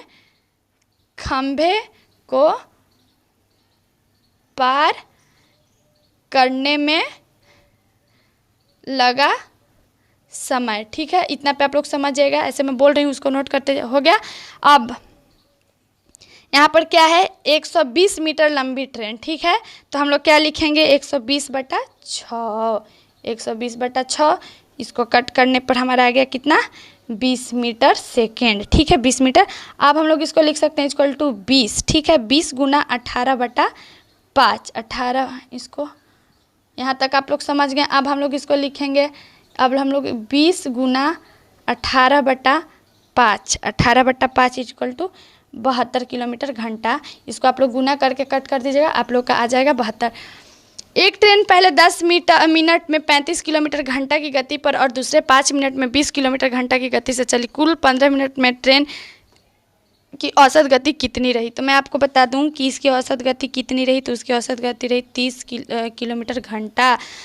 250 की राशि पहले वर्ष 4% और दूसरे वर्ष 8% की चक्रवृद्धि ब्याज पर कितनी हो जाएगी। यहाँ पर कितनी हो जाएगी, तो टोटल इसकी जो हो जाएगी हमारी 280 रुपये 280.80 पैसा, यानी 280 रुपये 80 पैसा, ठीक है। यदि कोई धनराशि साधारण ब्याज दर पर चौथे और 5वें वर्ष में क्रमशः 12,900 और 14,250 हो जाती है, तो ब्याज की दर कितनी होगी। मतलब यहाँ पर ब्याज की दर कितनी होगी, तो एक वर्ष की ब्याज हम लोग लिखेंगे कि एक वर्ष की ब्याज इक्वल टू, ठीक है, आप लोग इसको ध्यान से सुनिए, एक वर्ष की ब्याज इक्वल टू 14, ठीक है, 14,250 रुपये, ठीक है, 14,250 रुपये माइनस 12,900 इक्वल टू हमारा कितना बच गया 1350, यानी 1350 रुपया, ठीक है। अब 4 वर्ष का ब्याज हमें ज्ञात करना है, तो हम लोग 4 वर्ष के ब्याज को कैसे ज्ञात करेंगे, तो हम लोग गुना करेंगे कि 1350 गुना 4 लिखेंगे। पहले क्या लिखेंगे कि 4 वर्ष का ब्याज इक्वल टू 1350 गुना 4 इक्वल टू 5400 रुपये, ठीक है, 5400 रुपये। अब मूलधन हमें ज्ञात करना है कि मूलधन, तो यहाँ पर हम लोग लिखेंगे कि मूलधन इक्वल टू 12,900 माइनस 5400, ठीक है, 12,900 माइनस 5400 इक्वल टू आ गया हमारा कितना 7500, यानी 7,500। अब क्या निकालेंगे, इसका दर इक्वल टू निकालेंगे। चलिए अब यहाँ पर हम लोग लिखेंगे कि दर इक्वल टू, ठीक है, दर इक्वल टू ब्याज गुना 100 बटा मूलधन गुना समय, ठीक है, मूलधन गुना समय हो गया। अब यहाँ तक आप लोग समझ गए। अब यहाँ पर हम लोग क्या करेंगे 5400, ठीक है, 5400 गुना 100, ठीक है, बटा 7500 गुना 4, ठीक है, 7500 गुना 4, टोटल को हम लोग गुना कर देंगे, यानी यहाँ पर हम लोग इसको गुना कर देते हैं, ठीक है, कितना है गुना हमें करना है 5400 गुना 100, ठीक है, यानी कि कितना हो गया हमारा 5,40,000, ठीक है। अब हम लोग यहाँ इसको लिखेंगे, यहाँ पर हम लोग लिखेंगे इक्वल टू 5,40,000, ठीक है, 5,40,000 बटा कितना है हम 7500 गुना 4, ठीक है, 7500 गुना 4 कर देंगे, हमारा कितना आ गया 30,000, ठीक है, 30,000। अब हम लोग क्या करेंगे 30,000 में 30,000 से कितना 5,40,000 को क्या कर देंगे, 5,40,000 को डिवाइड, तो हमारा टोटल कितना निकल के आ जाएगा, 18% निकल के आ जाएगा। सीता प्रतिदिन साइकिल से अपनी पाठशाला जाने के लिए, ठीक है, सीता प्रतिदिन साइकिल से अपने पाठशाला जाने के लिए 5 किलोमीटर की यात्रा करती है। वह पूर्वाह 7 बजे अपने घर से निकलते और पूर्वाह 7:30 बजे पहुंचते हैं। उसकी गति ज्ञात करें। इसकी गति को ज्ञात करना है पूर्वाह, तो चलिए हम इसकी गति को ज्ञात करते हैं कि कितने देर में अपनी, तो दूरी क्या है 5 किलोमीटर की, तो हम लोग लिखेंगे दूरी क्या है, दूरी इक्वल टू 5 किलोमीटर, ठीक है, दूरी इक्वल टू 5 किलो। अब समय क्या हो रहा है, समय जो होगा वो हमारा समय जो है वो 7:30 यानी 7:30, ठीक है। अब इसमें हम क्या करेंगे, समय 7:30 माइनस 7 इक्वल टू क्या कर देंगे हम लोग 30 मिनट, यानी -7:30 में से -30 कर दें तो हमारा क्या बच गया, इक्वल टू 30 मिनट, ठीक है, 30 मिनट। अब 30 मिनट बच गया तो हम इसको लिखेंगे 1/2 घंटा, 1/2 घंटा, ठीक है, 1/2 घंटा। मतलब आप लोग को मैं फिर से समझा दूं कि दूरी जो है वो स्कूल की कितनी है, 5 किलोमीटर की, ठीक है। वो कितने बजे पहुंचती है, 7:30 बजे, तो 7:30 - 7 कर देंगे तो 30 मिनट यानी इक्वल टू 1/2 हो गया, ठीक है। अब सीता की चाल क्या करेंगे, सीता की चाल इक्वल टू, यहाँ पर सीता की चाल इक्वल टू हम लोग लिखेंगे, सीता की चाल इक्वल टू दूरी बटा समय, ठीक है, दूरी बटा समय। यहाँ तक आप लोग समझ गए। अब यहाँ पर क्या कर रहा है, तो यहाँ पर हम लोग इसको इस तरह से लिखेंगे कि 5 प्लस, ठीक है, 5 प्लस 1/2 इक्वल टू 5 गुना 2 इक्वल टू 10 किलोमीटर, यहाँ पर 10 किलोमीटर घंटा। अगला है निम्नलिखित समीकरण में प्रश्न चिन्ह के स्थान पर क्या मान आएगा, यानी यहाँ पर क्या मान आएगा, तो इसका मान हम लोग, इसका जो मान आएगा वो आएगा 85। अब 85 इसका मान कैसे आएगा, तो हम लोग इसको लिखेंगे 40/2, ठीक है, 40/2 प्लस 13 गुना 4, ठीक है, गुना 4 इक्वल टू प्रश्नवाचक 60/3 माइनस 33, ठीक है, ये हो गया हमारा। अब हम इसको लिखेंगे, इसको हम लोग तोड़ेंगे, ठीक है, पहले इसको आप लोग तोड़िएगा तो हमारा मतलब आप लोग इसको तोड़ने में आप लोग सॉल्व कीजिएगा। 40/2 प्लस 13 गुना 4 इक्वल टू प्रश्नवाचक चिन्ह, ठीक है, प्लस 60/3 माइनस 33, ठीक है, इसको हम लोग करेंगे तो हमारा क्या आ जाएगा 20 प्लस 52 इक्वल टू प्रश्नवाचक चिन्ह, ठीक है, इक्वल टू प्रश्नवाचक चिन्ह प्लस 20 माइनस 33, ठीक है, 20 माइनस 33 इक्वल टू हम लोग लिखेंगे 72 इक्वल टू प्रश्नवाचक चिन्ह माइनस 13, प्रश्नवाचक चिन्ह माइनस 13। अब यहाँ पर हम लोग फिर से लिखेंगे कि प्रश्नवाचक चिन्ह इक्वल टू 72 प्लस 13 यानी 85, ये हमारा हो गया। बीमा रीता से छोटी है, रीता कला से छोटी है, कला नीला से बड़ी है, नीला बाला से छोटी है, उनमें से सबसे बड़ी कौन है। तो मैं आपको बता दूं कि कला जो है रीता से बड़ी है, बीमा जो है वो बीमा है रीता से छोटी और रीता कला से छोटी, काला नीला से बड़ी और नीला बाला से छोटी, ठीक है। तो इसमें सबसे बड़ी कौन है, तो इसमें सबसे बड़ी मैं आपको बता दूं कि इसमें सबसे बड़ी जो है वो है, सबसे बड़ी है कला। काथिर गणेश का वरिष्ठ है, गणेश अपारू से वरिष्ठ है, अपारू राजू से और कनिष्ठ है, राजू गणेश से कनिष्ठ है, सबसे वरिष्ठ कौन है।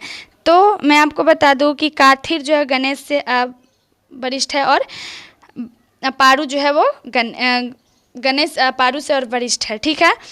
उसके बाद गणेश राजू से और अपारू जो है वो राजू से, तो इस पर काथिर सबसे क्या हुआ, काथिर जो है वो सबसे वरिष्ठ है। अगला है अक्षरों का कौन सा समूह खाली स्थानों को क्रमवार रखने से दी गई अक्षर श्रृंखला को पूरा करेगा, यानी BTA। यहाँ पर BTA है तो BAT, ठीक है, बैट, ठीक है, BAT, यहाँ पर BAT, ठीक है, BAT, फिर DAD, ठीक है, DAD डैट, ठीक है, उसके बाद DAD, उसके बाद डबल डी, ठीक है, ए डी। इसको जो पूरा करेगा तो वो पूरा करेगा हमारा A double D, A D D D A T D, ठीक है। मतलब कैसे, यहाँ पर मैं जैसे अभी बोल भी रही थी अभी, ए डी डी डी, ठीक है, ए, ठीक है, टी डी, ठीक है। अगला है दिए गए अनुक्रम में एक पद लुप्त है, दिए गए विकल्पों में से सही विकल्प चुने जो अनुक्रम को पूरा करेगा, यानी GON GRQ MUT। यानी यहाँ पर मैं आपको बता दूँ कि GJ से जो है वो 3 अक्षर मतलब GHIJ, ठीक है, 3 अक्षर बाद जाता है जी, फिर HIJ, ठीक है, उसके बाद J के बाद KLM 3 अंक के बाद, उसके बाद P जो है MNOP, ठीक है, 3 अंक के बाद आया। तो यहाँ पर जो आएगा वो हमारा होगा MU,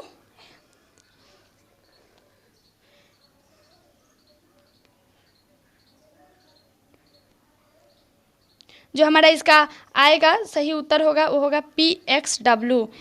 इसका सही उत्तर होगा PXW। जैसे कि मैंने अभी बताया आपको कि जी, जैसे यहाँ पर GON JRQ MUT, ठीक है, इतना है। तो 3 अंक के बाद जो आता है जैसे GHI, तो HIJ 3 के 2 अंक, 3 के बाद J, फिर इसी तरह से मतलब 3 अंक के बाद जो यहाँ पर है वो तो MUT के बाद 3 अंक का जो हम डिस्टेंस रखेंगे तो हमारा आएगा PXW, ठीक है। एक गगरिये के पास 34 भेड़ें थीं, 18 को छोड़कर सब मर गईं, उसके पास कितनी भेड़ें बची, ठीक है। यानी यहाँ पर उसके पास टोटल कितने भेड़ें बची, तो उसके पास यानी एक गगरिये के पास, ठीक है, 34 भेड़ें थी, 18 को छोड़कर सब मर गए, 18 भेड़ियों को छोड़कर क्या हुआ, सब मर गए। उसके पास टोटल कितनी भेड़ी बची, तो उसके पास टोटल 16 बचे। उसके पास कितनी भेड़ी बची, तो यहाँ पर पूछ रहा है कि एक गड़ेरिया है, ठीक है, उसके पास 34 भेड़े हैं जिसमें से 18 को छोड़कर सब मर गए, 18 भेड़ी को छोड़कर जो है वो सारे भेड़ी मर गए। तो उसके पास कितनी भेड़ें बची, यानी उसके पास टोटल कितनी भेड़ें बची, तो उसके पास 18 भेड़ें बची। यदि मैड्रस को कूट भाषा में निपसेप्ट लिखा जाए तो उस कोट भाषा में मुंबई को कैसे लिखा जाएगा, यानी उसी कूट भाषा में मुंबई को कैसे लिखा जाएगा, तो उसे लिखा जाएगा इस भाषा में। किसी कूट भाषा में यदि श्वेत का अर्थ काला है, काला का अर्थ पीला है, पीला का अर्थ नीला है, नीला का अर्थ लाल है और लाल का अर्थ हरा है, तो उस भाषा में रुधिर का रंग क्या है, तो उस भाषा में रुधिर का रंग है नीला। अगला है 108 प्रश्न नंबर 108 और 109 में निम्नलिखित प्रत्येक प्रश्न में दिए गए विकल्पों में से वह शब्द चुनिए जो दिए गए शब्द के अक्षरों का प्रयोग करके नहीं बनाया जा सकता है।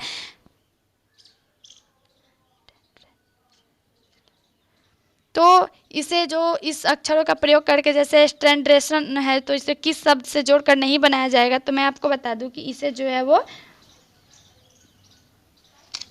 स्टैंडिंग वर्ड से जोड़कर नहीं बनाया जा सकता है। अगला है इसे इस शब्द से नहीं जोड़ के बनाया। तो हमारा अगला सवाल है कि एस्पेरोटोजोनिसिस किस शब्द से नहीं बना है, तो मैं आपको बता दूं कि वो ये शब्द जो है वो एक शब्द नहीं बना है, तो मैं आपको बता दूं कि ये शब्द जो है वो हमारा स्पेयर से नहीं बना है। यदि सेंट्रियन को कूट भाषा में 32 57 91 46 5 लिखा जाए तो रैंक को 18 59 में लिखा जाए तो 78 59 अंकों से क्या निरूपित होगा, तो जो निरूपित होगा वो हमारा होगा टैंक, ठीक है। अब ये कैसे होगा, तो मैं आपको बता दूं कि ये जो है वो हमारा क्या है, अल्फ़ाबेट के नंबर के अनुसार बैठाया गया है इसको, तो इसी तरह से हम लोग टैंक को भी लिख सकते हैं। अगला सवाल है क्वेश्चन नंबर 111 से 113 में निम्नलिखित प्रत्येक प्रश्न में दिए गए विकल्पों से संबंधित अक्षर शब्द संख्या को चुनिए। यानी पहला है HCI RIJ और QJK, ठीक है। अब हमें जो यहाँ पर प्रश्नवाचक चिन्ह है वहाँ पर हमें सही अक्षर को शब्द को चुनना है, तो हम यहाँ पर कौन सा शब्द चुनेंगे, तो जैसे SHI है, ठीक है, और जे है, ठीक है। तो ये जो है वो कैसे है, तो आर के बाद एस आता है, तो एक अंक बाद जो होगा वो एस होगा, ठीक है। एच आई के बाद आता है, ठीक है, और आई जे के पहले आता है, ये हो गया। अब क्यू जे के है, ठीक है, क्यू जे के है, तो इसके बाद मतलब कौन सा आएगा जो इसी तरह से होगा, तो क्यू जे के बाद पी के एल, ठीक है, पी के एल। अब पी के एल कैसे आएगा, तो क्यू जो है पी के, तो पी जो है क्यू के बाद आता है, ठीक है, लेकिन यहाँ पर क्यू जो है, जैसे कि यहाँ पर आर के बाद एस आता है, लेकिन यहाँ पर एस आया है, ठीक है। उसी तरह से क्यू जो है तो पी के बाद क्यू आता है, पी क्यू ऐसे आता है, ठीक है।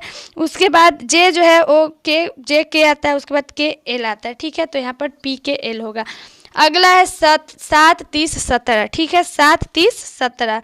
तो हम इसको कैसे लिखेंगे, तो हम लोग लिखेंगे 7 गुना 4 प्लस 2 यानी 7 चौके 28 प्लस 2 इक्वल टू 30, ठीक है। अब यहाँ पर 17 है और 17 के बाद क्या प्रश्नवाचक चिन्ह, तो वहाँ पर क्या आएगा, तो हम लोग इसको यहाँ पर लिख सकते हैं कि 17 गुना 4, ठीक है, प्लस 17 गुना 4 प्लस 2, ठीक है, 17 गुना 4 प्लस 2 यानी 17 चौके 68, 68 प्लस 2 इक्वल टू हमारा आ गया 70, यहाँ पर 70 आ जाएगा, ठीक है। अगला है प्रस्तावना, उपसंहार और उषा कला, ठीक है। तो यहाँ पर क्या होगा, यानी कौन सा शब्द किससे, तो मैं आपको बता दूं कि प्रस्तावना पुस्तक में प्रारंभ में होता है और जबकि उपसंहार अंत है में, उसी प्रकार प्रातः काल के पहले जो है उष्म काल होता है तथा रात के पहले क्या होती है, संध्या प्रकाश। तो यहाँ पर जो इसका हमारा जो होगा छुटपुटा संध्या प्रकाश, ठीक है। निर्देश 114 से प्रश्न नंबर 114 और 115, निम्नलिखित प्रत्येक प्रश्न में उसे चुनिए जो अंत 3 विकल्पों से भिन्न है, यानी जे के L F G I am P R T W T U W, ठीक है। इसमें अब हमें क्या करना है, भिन्न को चुनना है जो इस 3 विकल्पों से भिन्न है। तो जे के एल है, ठीक है, उसके बाद क्या है, एफ जी आई है, तो जे के एल, ठीक है, ये दोनों सही है। जे के एल जो है एक जैसे जे के एल क्या है, +1 +1 +1, ठीक है, इस तरह से है। उसके बाद एफ जी आई है, ठीक है, तो एफ क्या है, एफ के बाद ई एफ जी, ठीक है, ई एफ जी, तो +1 के बाद जी आ गया, ठीक है, प्लस एच आई के बाद यानी 2 वर्ड के बाद जो आएगा हमारा आई आएगा, ठीक है। उसी तरह से एम पी आर, MNOPR होता है ना, तो यहाँ पर क्या दे रहा है, MPR, ठीक है, MPR, ठीक है। तो एम के बाद जो है एम क्या, एम के 3 अंक के 3 वर्ड के बाद पी आता है और पी आर है जो 2 के बाद आर आता है, ठीक है। TUW है, ठीक है, TUW है, तो TUW अब कैसे आता है, तो टी के बाद यू आता है, ठीक है, एक यू आता है, लेकिन डब्लू क्या है, वो VW 2 अंक के बाद डब्लू आता है। तो यहाँ पर जो अलग है, जो भिन्न है, वो कौन सा है, हमारा ये जे के एल, ठीक है, एक अंक सही है। सावक, बत्तख, साव और पिल्ला और बिलौटा, ठीक है, यहाँ पर है। तो यहाँ पर हम लोग बत्तख साव, बत्तख एक पंछी का शिशु है और अन्य सभी जानवरों की शिशु, सावक सी और पिल्ला कुत्ता और बिलौटा जो बिल्ली, ठीक है। तो यहाँ पर इसका जो सही उत्तर होगा हमारा होगा बत्तख साव। निर्देश 116 और 118, नीचे दी गई जानकारी का अध्ययन कीजिए और उसके नीचे दिए गए प्रश्नों का उत्तर दीजिए। ABCDEFG उनके बीच एक समान दूरी रखकर सीधी रेखा में उत्तर की ओर मुंह करके खड़े हैं, एक क्रम होना जरूरी नहीं है। प्रत्येक एक अलग अलग पेशा, अभिनेता, संवाददाता, डॉक्टर, इंजीनियर, वकील, शिक्षक और चित्रकार का एक क्रम होना जरूरी नहीं है। GC के बाएं के 5वें है और संवाददाता G के दाहिने तीसरी है, F है और दाहिने से 5वां है, EB के बाएं से दूसरा है, इंजीनियर D के बाएं से दूसरा है, इंजीनियर और चित्रकार के बीच केवल 3 लोग हैं, डॉक्टर इंजीनियर से तुरंत बाएं हैं, वकील शिक्षक के तुरंत दाएं हैं। तो यहाँ पर मैं आपको पहले बता दूं कि यहाँ पर जो पहले आएगा वो हमारा क्या है, ये यानी कि यहाँ पर जो आएगा वो होगा डॉक्टर। यानी मैं आपको बता दूं कि डॉक्टर, इंजीनियर, शिक्षक, वकील, संवाददाता और चित्रकार और अभिनेता यानी दाएं ओर, ठीक है। तो हमारा क्या है, डॉक्टर जो है वो बाईं ओर। अगला सवाल है, निम्नलिखित में से कौन सा अभिनेता है, यानी अभिनेता EFCB। अब इसमें अभिनेता कौन है वो हमें देखना है, तो C एक क्या है, अभिनेता है। अगला है चित्रकार के सापेक्षा में डी की स्थिति क्या है। बाएं से तीसरी, दाएं से दूसरी, दाएं से चौथी और बाएं से दूसरी। तो मैं आपको बता दूं कि एफ एक चित्रकार है और एफ क्या है, बाएं दूसरा डी है, ठीक है ना। तो मैं आपको बता दूं कि एफ एक चित्रकार है, ठीक है, और एफ के बाएं दूसरा क्या है, डी है। तो इसका हमारा सही उत्तर क्या होगा, बाएं से दूसरी ओर, ठीक है। अगला है दिए गए शब्दों के वर्णानुक्रम में सजाएं और वह शब्द चुने जो शब्द कोश के प्रथम में आता है। हेवन, हिलॉक, हैवकर और हिल, ठीक है। अब यहाँ पर हमें इसे क्या करना है, तो इसमें जो होगा हैवे।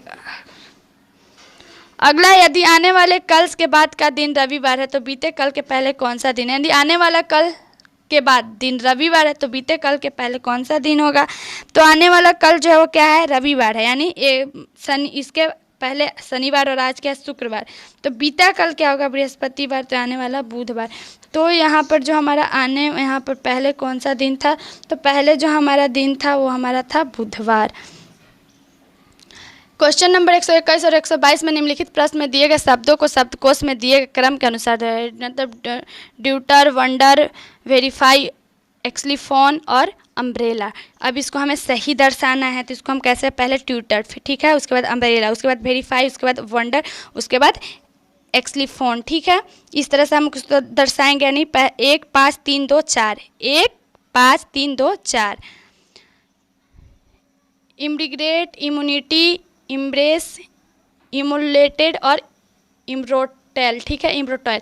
इसको हम लोग कैसे दर्शाएंगे, तो इसको हम लोग दर्शाएंगे इमेरेस, इमिग्रेटेड और इम्बेलेट और इम्ब्रोटॉल और इम्यूनिटी, ठीक है। तो हम लोग इसको 3 1 4 5 2, यानी 3 1 4 5 2 ऐसे दर्शाएंगे।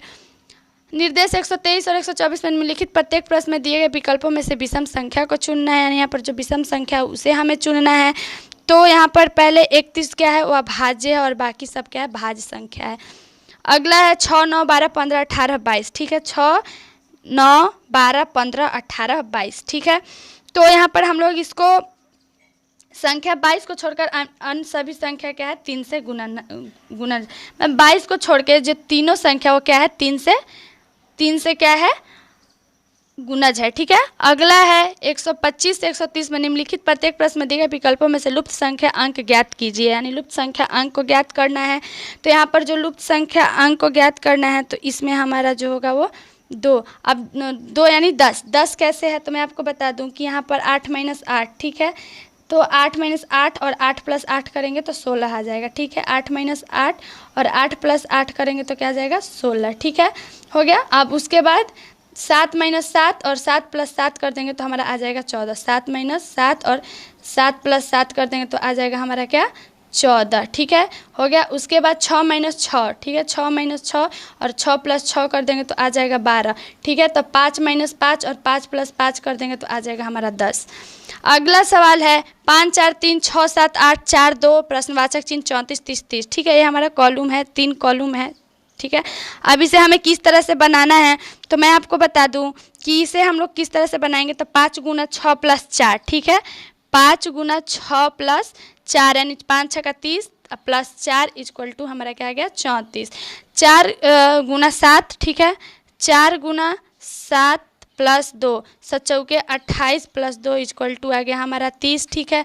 अब यहाँ पर हम लोग क्या करेंगे, 3 × 8, ठीक है, 3 × 8 + 2 तो 8 × 24, सॉरी 3 × 8, ठीक है, 3 × 8 प्लस प्रश्नवाचक चिन्ह = 30, ठीक है। अब इस तरह से हो गया। अब हम लोग इसको क्या करेंगे, ठीक है, 24, ठीक है, प्रश्नवाचक चिन्ह = 24, ठीक है, प्रश्नवाचक चिन्ह = हमारा क्या हुआ, 24। तो हम लोग इसको लिखेंगे कि 24 माइनस यहाँ पर 3 × 8 प्लस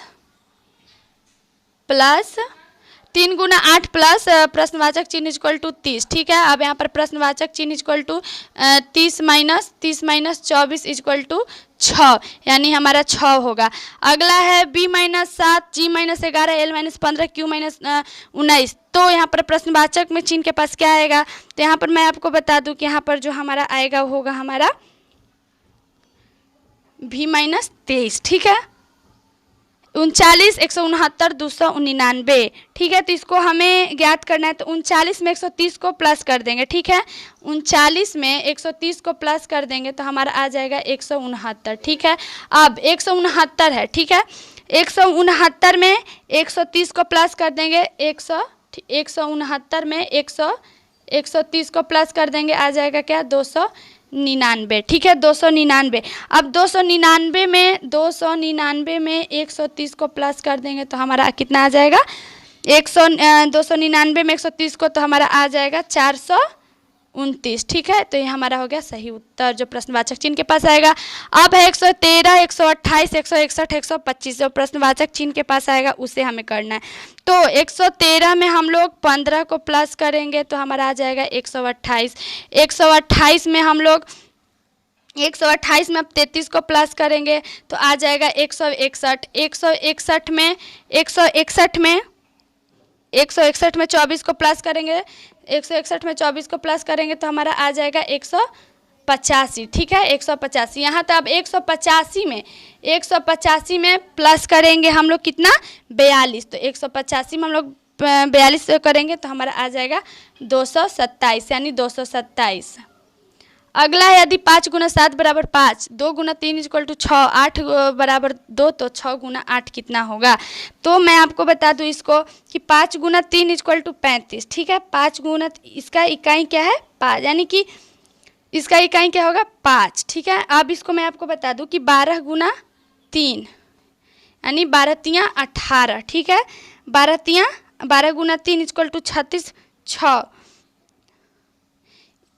इस तरह से हमारा बन गया, ठीक है। इसका इकाई क्या होगा हमारा 5, यानी मैं आपको फिर से एक बार समझा दूं कि 12 गुना 3, ठीक है, 12 गुना 3 इक्वल टू 36, 6, ठीक है। उसके बाद 8 गुना 9 इक्वल टू 72, 2, ठीक है। उसके बाद 6 गुना 8 इक्वल टू 48, 8, ठीक है। ऐसे हमारा हो जाएगा ये, इसका इकाई 5 हो जाएगा। अगला है यदि x का अर्थ माइनस प्लस का अर्थ गुना, यदि गुना का अर्थ माइनस प्लस का अर्थ गुना भागा का अर्थ प्लस और माइनस का अर्थ भागा, तो यदि दी गई अभिव्यक्ति का मान क्या होगा, तो दी गई इसका मान जो होगा हमारा हो जाएगा 77। अब 77 कैसे होगा, तो मैं आपको बता दूं 175 माइनस 25 भागा 5 प्लस 20 गुना 3 प्लस 10 इक्वल टू प्रश्नवाचक चिन्ह। अब यहाँ पर लिखेंगे प्रश्नवाचक चिन्ह इक्वल टू 175 भागा 25 प्लस 5 गुना 20 माइनस 3 गुना 10, ठीक है, हो गया ऐसे। अब हम लोग लिखेंगे कि इक्वल टू प्रश्नवाचक चिन्ह, अब हम लोग लिखेंगे कि इक्वल टू प्रश्नवाचक चिन्ह equal to 7 plus 100 minus 30 equal to 77 आ गया है हमारा। यदि 32 प्लस 45 35 42, तो 47 प्लस 72 42 77, ठीक है, 42 77, तो 86 प्लस 12 तो यानी 12 86 क्या होगा हमारा 32 प्लस 45, तो क्या हुआ 32 प्लस 45 तो हमारा क्या हो गया 32 42, और 47 प्लस 72 तो 42 77, ठीक है, और 86 12, यानी मैं आपको बता दूं कि 32 प्लस 45 तो इसको हम लोग कैसे लिखें 35, ठीक है, 3 5 इसको, उसके बाद 4, उसके बाद 2, ठीक है, पहले 4 फिर 2, ठीक है। उसी तरह से 47 72 तो 4 और 2 फिर 7 7, अब 86 12 है, ठीक है, 86 12 है, तो 86 12 को हम लोग कैसे लिखेंगे, तो 86 12 को हम लोग लिखेंगे 82 16, 82 16, 82 16। तो हमारा अगला प्रश्न है, एक आदमी 3 किलोमीटर पूर्व की ओर चलता है और दक्षिण की ओर मुड़ता है और 4 किलोमीटर चलता है और आरंभिक स्थल से कितनी दूरी पर है? तो 5 किलोमीटर की दूरी पर है। अगला है, गणेश एक स्थल पर खड़ा है, वह 20 मीटर पूर्व की ओर और फिर 10 मीटर दक्षिण की ओर चलता है, फिर 35 मीटर पश्चिम की ओर चलता है और फिर 5 मीटर पूर्व की ओर। उसके आरंभिक स्थल से अंतिम स्थल के बीच मीटरों की कितनी दूरी है? तो मीटरों की टोटल 20 मीटर की दूरी है। अगला सवाल है, क्वेश्चन नंबर 135 और 36, निम्नलिखित प्रश्न में 2-3 वक्तव्यों के आगे 2-4 निष्कर्ष 1, 2, 3, 4 दिए गए हैं। आप समान ज्ञात तथ्यों में अंतर होने भी दोनों कथनों के पड़ताल सत्य समझकर करें। आप तय करें कि दिए गए निष्कर्षों से कौन सा यदि कोई हो तो दिए गए वक्तव्यों को निकलता है। तो पहला कथन है, अनेक संपादकों ने सच्चाई को विकृत करके हित की अपेक्षा हानि अधिक की है। और निष्कर्ष है, संपादक सच्चाई के विकृत करते हैं और दूसरा सच्चाई के विकृत करना अधिक हानिकारक है। तो इसका जो हमारा सही निष्कर्ष निकलता है वो है हमारा ये केवल निष्कर्ष 2 निकलता है। ठीक है, सभी आदमी अविवाहित होते हैं, कुछ अविवाहित अध्यापक होते हैं, कुछ अध्यापक आध्यात्मिक होते हैं। पर निष्कर्ष, सभी आदमी आध्यात्मिक होते हैं, कुछ अध्यापक आध्यात्मिक होते हैं, कुछ आदमी आध्यात्मिक होते हैं, सभी अध्यापक आध्यात्मिक होते हैं। अब इसमें जो हमारा सही निष्कर्ष होगा है वो हमारा है केवल निष्कर्ष 2 निकलता है कि कुछ अध्यापक आध्यात्मिक होते हैं। अगला है, दिए गए पैटर्न का ध्यानपूर्वक अध्ययन करो, जो चिन्ह संख्या के चयन करें जो प्रश्न चिन्ह की जगह पर आ सकती है।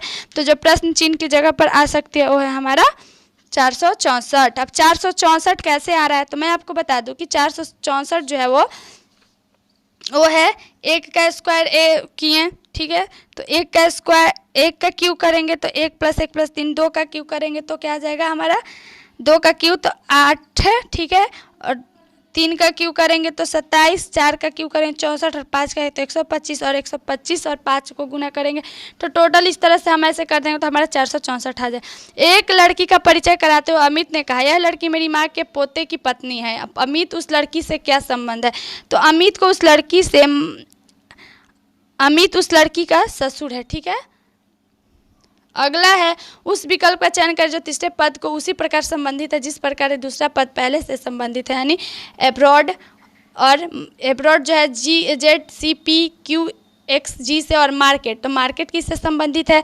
तो मैं आपको बता दूं कि मार्केट जो है वो LBPMBW से संबंधित है। निम्नलिखित प्रश्न में दिए गए विकल्पों में से संबंधित अक्षरों का चयन कीजिए, यानी BW KDL XIGH DIHS। तो ये जो संबंधित है वो है हमारा EGKO। अगला है, एक कूट भाषा में विस्पर को हिस्पर के रूप में लिखा जाता है, उसी कूट भाषा में कलेक्ट को कैसे लिखा जाएगा? तो उसी कूट भाषा में कलेक्ट को जो है वो लॉक्टिक, इस भाषा। एक पासे की 4 स्थितियां नीचे दी गई है, पहचान करें कि जब शीर्ष में 5 हो तो तल पर क्या संख्या होगी? तो तल पर जो हमारा संख्या होगा वो होगा 4। अगला सवाल है, निम्नलिखित प्रश्न में कौन से उत्तराकृति प्रश्नाकृति को प्रतिरूप करेगी? तो जो प्रतिरूप करेगी वो हमारा है ये। अगला है, P + Q का अर्थ है कि Q की पत्नी P है, P - Q का अर्थ है कि Q की पिता P है, P × Q का अर्थ है कि Q की बेटी P है, और P / Q का अर्थ है कि Q का बेटा P है। तो इसका सही उत्तर होगा हमारा R / S × T + U - V। अगला है, इस चित्र में कितने वर्ग हैं? तो इस चित्र में टोटल जो वर्ग हैं वो है 13। अगला सवाल है, दिए गए पैटर्न को ध्यानपूर्वक अध्ययन करें और उस संख्या का चयन करें जो प्रश्नवाचक चिन्ह की जगह आ सकती है। तो जो प्रश्नवाचक चिन्ह की जगह 74 आ जाएगी। अगला है, उस विकल्प का चयन करें जो तीसरे शब्द को उसी प्रकार संबंधित है जिस प्रकार दूसरा शब्द पहले शब्द से संबंधित है, यानी जोश, उत्साह और उपहरण। और जैसे कि मैं आपको बता दूं कि जो हमारा यहाँ शब्द जो है समानार्थी शब्द है, संबंध दर्शाया गया है। जो समानार्थी है उत्साह का, उसी प्रकार व्यपहरण समार्थी है अपहरण का, यानी इसका सही उत्तर ये होगा। निम्नलिखित समीकरण में सही समीकरण प्राप्त करने के लिए किन 2 चिन्हों का परस्पर बदला जाएगा? तो मैंने इससे संबंधित बहुत सारे सवालों को बताया, तो आप लोग मेरे वीडियो को देखें और समझें, और इसमें मैं आपको आंसर बता दे रही हूँ कि कैसे होगा, उस मुताबिक आप लोग इसको कर लेंगे। और अगर नहीं सॉल्व होगा तो आप लोग कॉमेंट में ज़रूर बताइएगा। तो मैं आपको इसका बता दूँ कि इसका सही उत्तर होगा हमारा गुना और भागा और गुना। अगला निम्नलिखित श्रृंखला में प्रश्न चिन्ह की जगह आने वाली आकृति का चयन करें, तो जो प्रश्नवाचक चिन्ह के पास जो आकृति आएगी वो हमारा है ये। अगला सवाल हमारा दिए गए पैटर्न को ध्यानपूर्वक अध्ययन करें और उस संख्या का चयन करें जो प्रश्नवाचक चिन्ह की जगह आ सकती है। तो मैंने इससे जुड़े बहुत सारे, फिर से मैं बोल रही हूँ कि मैंने इससे जुड़े बहुत सारे सवालों को सॉल्व किया है, मैं अपने वीडियो में बना कर बताई हूँ अच्छे से। आप लोग जाइए और उसे देखिए और इसको आप सॉल्व कीजिए। तो मैं आपको इसका आंसर बता दूं कि इसका जो प्रश्नवाचक चिन्ह के पास जो आएगा वो होगा 9, वो होगा हमारा 9। वीडियो के आखिर में मैं बोलना चाहती हूँ कि इस वीडियो में किसी शब्द के सही उच्चारण करने में या किसी क्वेश्चन को सही से मैं नहीं समझा पाई, मुझसे कोई गलती हो गया तो आप लोग मुझे माफ़ करें। और आप लोग से जो क्वेश्चन नहीं सॉल्व हो रहा है या जो क्वेश्चन नहीं समझ में आ रहा है तो आप लोग कमेंट में बताइए, मैं उसे और अच्छे से एक्सप्लेन करने की कोशिश करूँगी, खुद को सुधारने की कोशिश करूँगी कि मैं और इतने अच्छे से समझा सकूँ कि आप लोगों को समझ में आ जाए। Thank you so much.